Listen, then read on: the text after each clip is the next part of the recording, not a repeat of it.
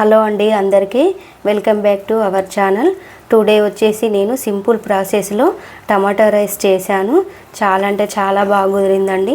ఒకసారి నచ్చితే మీరు కూడా ఒకసారి ఈ విధంగా చేసుకొని చూడండి. చాలా బాగుంటుంది, చాలా టేస్టీగా ఉంటుందండి. నచ్చితే ఒకసారి మీరు కూడా ఈ విధంగా చేసుకొని చూడండి, చాలా బాగుంటుంది. చాలా అంటే చాలా సింపుల్ అండి. టమాటా రైస్ చేసుకోవడానికి సింపుల్ ప్రాసెస్లో చేసుకోవచ్చు. చూడండి ఒకసారి ఈ వీడియోలోకి వెళ్ళి. చాలా అంటే చాలా బాగుందండి. నచ్చితే ఈ టమాటో రైస్ నచ్చితే ఒక లైక్ చేసి షేర్ చేయండి, సబ్స్క్రైబ్ చేయండి.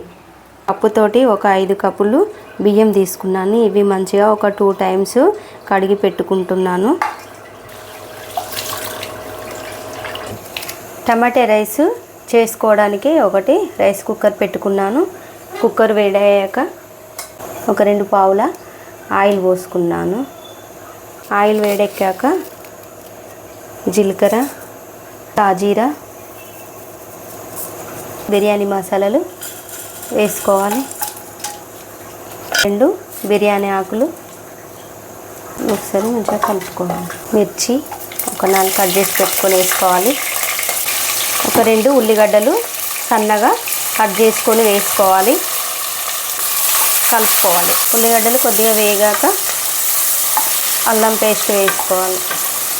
ఒక స్పూను అల్లం పేస్ట్. అల్లం కొద్దిగా పచ్చి వాసన పోయే వరకు ఇలా వేపుకోవాలి.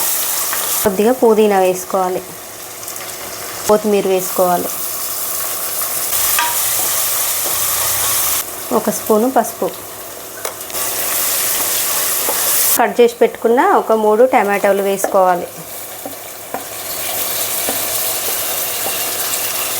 టమాటాలు కొంచెం మెత్తగా మగ్గే వరకు చూసుకోవాలి.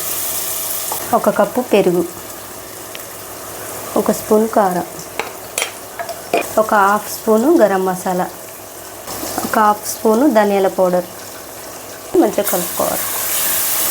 ఒక 5 కప్పులు బియ్యం తీసుకున్నాను. అదే కప్పుతో 5 కప్పుల వాటర్ పోసుకుంటున్నాను.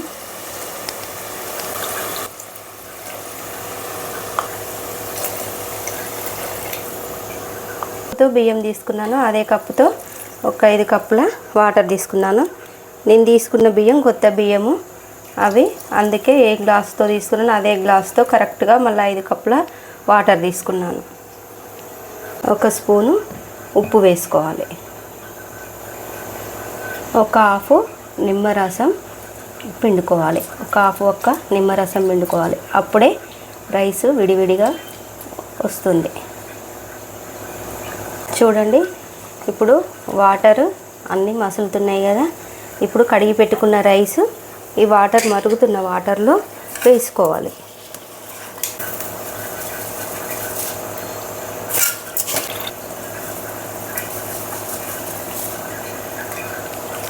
అంతే విధంగా కలుపుకున్నాక 2 విజిల్స్ వచ్చే వరకు స్టవ్ మీడియం ఫ్లేమ్లో పెట్టుకొని,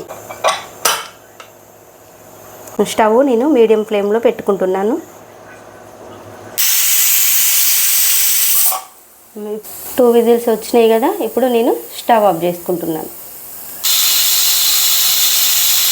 ప్రెషర్ అంతా బయటికి వెళ్ళిపోయింది కదా. ఇప్పుడు స్లోగా క్యాప్ వేసేసుకోవాలి. ఒకసారి రైస్ ఏ విధంగా ఉడికిందో చూసుకుందాము. చూడండి రైసు చాలా బాగా ఉడికింది. నేను తీసుకున్న రైస్కి కరెక్ట్గా సరిపోయినాయి వాటర్. ఇట్లా చాలా అంటే చాలా బాగా వచ్చిందండి టమాటో రైస్.